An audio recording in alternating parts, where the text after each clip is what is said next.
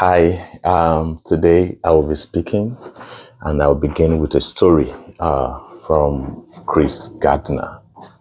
Uh, I don't watch a lot of movies, but one of the movies that I watched that touched me so much was In Pursuit of Happiness, where the story of Chris Gardner was used for that movie. It transitioned from a shelter life with a son with him living in the shelter into Wall Street success. And that story now inspires millions of people all over the world, especially through the movie In Pursuit of Happiness. So what does this tell us today? What this tells us today is um, it doesn't matter what your story is, you can turn obstacles into opportunities, like right now. And pages we're going to be exploring today from my book, Adapt and Advance, is Adapt and Advance page 30 and page 31, which is in chapter 3, turning your mess into a message. If you've not had the opportunity to get my book yet, I want you to please get it. Like I said in previous videos, we'll be going at 2 pages per time in all the videos that come forward next. And I would like you to follow along. Fine, you could read it faster and whichever way you speed, but at the same time, you can also follow along. There will be some new concept from the 2 pages of every single day that we're going to talk about. So I encourage you, if you've not gotten a copy, click on link number 1 in the description below and get a copy so that you can follow along with us with the book. My heart for this book is to be a blessing to other people and to ensure that every person who handles this book can turn every of the obstacles into opportunities.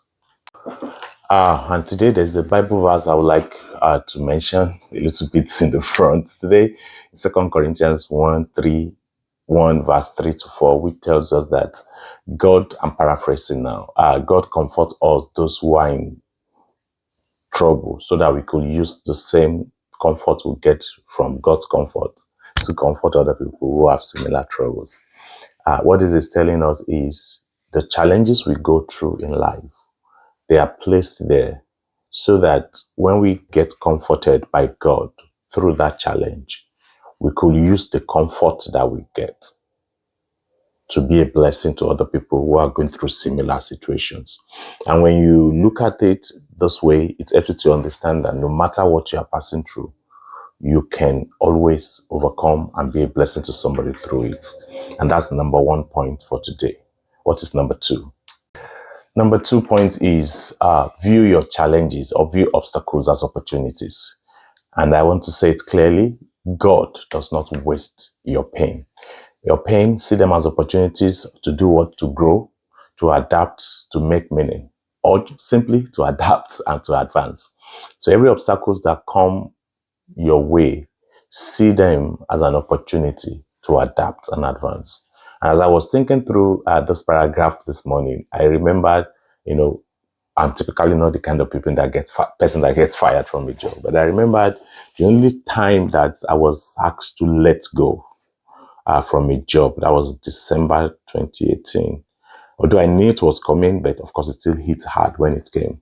I was working then in a government department and initially a full-time job, but I transitioned to a part-time job at the point. So they told me, if you transition to a part-time job, because I needed how that was the time I was trying to pass my USMLE the second time. So I told them I can't do 40 hours on this job. I need 20 hours. So they gave me the 20 hours with a clause that when they find because they need a full-time person, when they find a full-time person, then I will need to go. But I didn't know it was going to come so close. So eventually it came up maybe 3 months later and I was asked to go because they found somebody else who took the job as full-time. It was painful, it was hot, it was hard because as a family we needed that money, as a person I needed that money and, from the job. But I turned it around as an opportunity, view the obstacle as an opportunity. 1, to pass my USMLE Step 1 exam, which I was preparing for the second time. I failed the first one.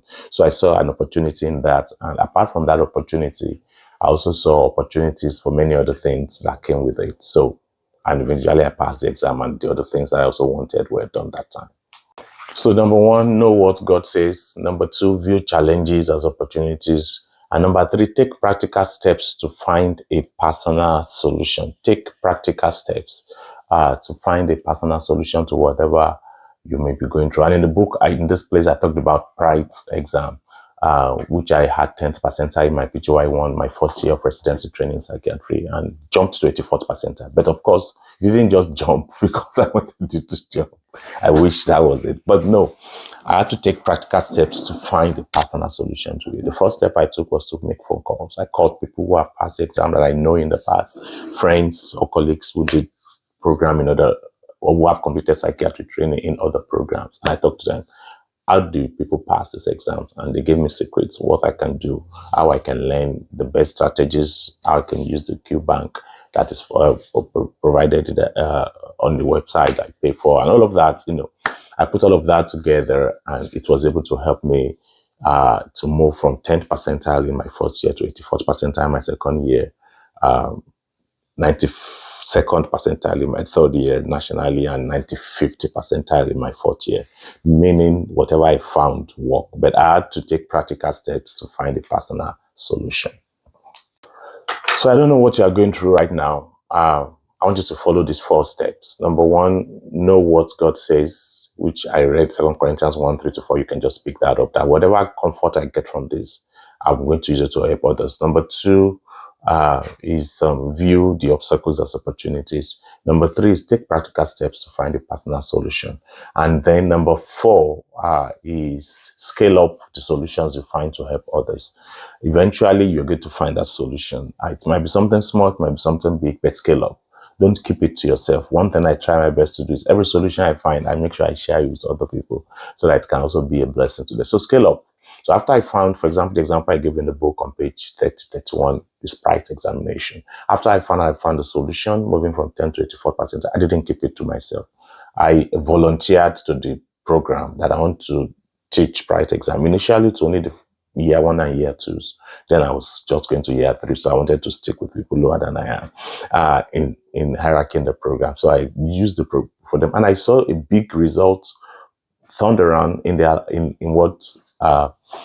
them. They did very well the next year. So, and then I scaled up again. When I got to my 4th year, I decided to use the same principle for everybody in the program now.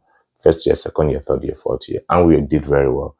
The last Pride I took by the 4th year, where I had the 95th percentile, 4 of us had above 95th percentile. Myself and 3 others even had better than I did nationally. That is not common in a single residency program all over the US for 4 people to have above the 95th percent nationally in one program. So it worked.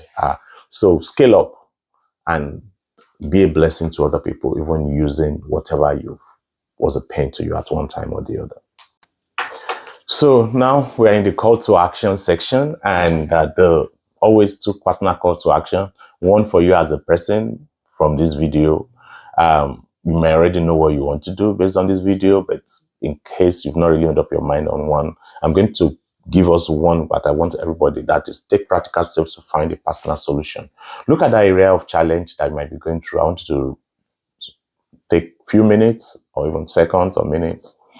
Take time to think through it and proactively take personal steps to help you find a solution to that problem. And don't just find it, take practical steps. So take steps that will help you find a solution. That's the personal call to action. Then the second call to action, which is for the Adapt and Advance family, everybody that believes in this or watching these videos, reading the books, is to make sure that we all mark July 1st on our calendar. That's the big launch for the Adapt and Advance. Although a lot of people have bought the hard copy already. I'm sure we have sales close to 200 now. Already hard copies already, but that's this first 6 to 7 weeks, 7 weeks ish, is what we call the stealth period. What that means is we are just mainly focusing on reviews, and that's why I keep saying, please review the book if you have already bought the copy and read it some. Currently, we have over 100 reviews, or over 120 reviews right now. So we are focusing on that, and the reason we are focusing on that is so that when the big launch comes, the ebook launch, most people who read books read ebooks. So when the big launch comes on July 1st, 2025, people who don't know me, who have not watched my videos, they can be inspired to get the book by just saying that, wow, 120 people said this book is great. Definitely there's something in it. So two things. One thing is to mark your calendar for me for July 1st. And then the other thing is, please leave a review for me on Amazon or Goodreads. I hear there are some technical problems. To leave a review on Amazon, you must have spent $50 on Amazon the last 1 year. Plus, for some reason, some people leave reviews and Amazon does not post it. I don't know why.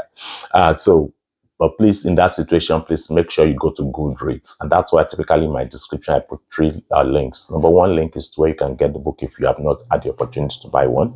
Number two link is where you can leave review on Amazon directly, take you straight to Amazon. Just 2 minutes. It doesn't have to be extensive. It can be, of course, it can be extensive if I know a lot of extensive lessons from it. That's fine too. But it doesn't have to be extensive. So please go to link number to leave it on Amazon. If you are not able to, for whatever reason, maybe you didn't meet the community guidelines, please go on to number 3 and leave Goodreads. And you could do both. I will appreciate that. So that's the corporate call to action for today. So the last one, one of the last things, second to the last thing today is the map lamp summary, which I try my best to do. So meaning making is number 1. M is meaning making, which from today's story, we talked about meaning making by like the way you look at it, according to Viktor Frankl in Man's Search for Meaning. Number 3 point out of the 3 main ways to make meaning is your attitude towards it. And that's number 1 point today is know what God says about it. It helps you to have the right attitude, that the comfort that you get from it, use it to comfort others. A is action, which I've already talked about, an action. That's the call to action today is take practical steps to find a personal solution to whatever you are going through. Is it a marital problem? Is it about your children? Is it about your health? Take a practical step to solve that problem. And the number 3 is P, which is planning. Again, it takes planning to solve the problem. I told you about how my private exam, I had to sit down. What do I need to do to transform 10% to 24%? I had to sit down, plan how much I need to study, the question bank I want to use, and all of that. So we've got to sit down, plan too. L is learning. And I always like to talk about one book that can be useful or related to the theme or that I'm currently reading. So this one, I'm not currently reading it, but I've read it like 2 times or 3 times in the past. Obstacle is the way. And because the type today is turn obstacles into opportunities now, I strongly recommend you to get it and read it at some point. I recommend very strongly 1 book every month completely read. But if you are not able to, maybe 1 every quarter. I do 1 every week, which is 52. And my own reason is most very successful people read more than 50 books every year, and I want to be very successful. So, and I believe you want to be too. So if you want to take a step of it, I listen to the Audible to make it easy. So you could just try and to join those who are very successful. You might want to just read a book every week. Then learning. Then A is alliance formation. You cannot do live. I talked to you about the pride that I exam that I was able to turn around. It's because I had alliance with other people. Beginning from the program director who gave me the opportunity to test what I had worked for me on other people. It was because I was in good relationship with them, up to the other residents who allowed me to like teach them or tell them about the principles. I had good relationship with them. So you can't do life alone. And up to the entire residency program that allowed me in my 4th year to test the same principles, I had good relationship with them. So you got to have good relationship with people as much as possible in alliance formation. And then M, which is mission statement. Of course, I always have a mission. I had a mission statement. If I pick one of my books right now in residence, I had a folder that I normally put in my bag all the time. I wrote, beginning from PGY1, I wrote how much I want to do, how much, although even my mission statement was very low, God gave me much more. So I wrote I want to maybe be from 10th percentile to 50th to 70 to 90th. And I jumped from 10 to 84 instead of even 10 to the little I wrote down. But I wrote it down. I still see it regularly. So it's important for us to have a mission statement, even around that challenge you're having, and put it in front of you where you can see it every day on your mirror and say it to yourself every single day. And then finally is prayers. I already gave us the Bible verse, 2 Corinthians 1:34. Use it to pray that discomfort, I want to get comfort, Lord, so that I can be able to help other people with whatever I'm able to learn from this situation and circumstances I am right now. And my closing story for today is Magic Johnson, who was diagnosed with HIV in 1991. And instead of a transition from NBA stardom to health advocate because of that diagnosis, instead of retreating, he educated the world, turning diagnosis into decades of influence. So think about that story, think about my stories, think about other stories that can inspire you, and understand that no matter the challenge, whether it's health, whether it's problem, whatever it is, or marriage or children or whatever, finances, you can get out of it and be a blessing to other people. Thank you so much. Bye.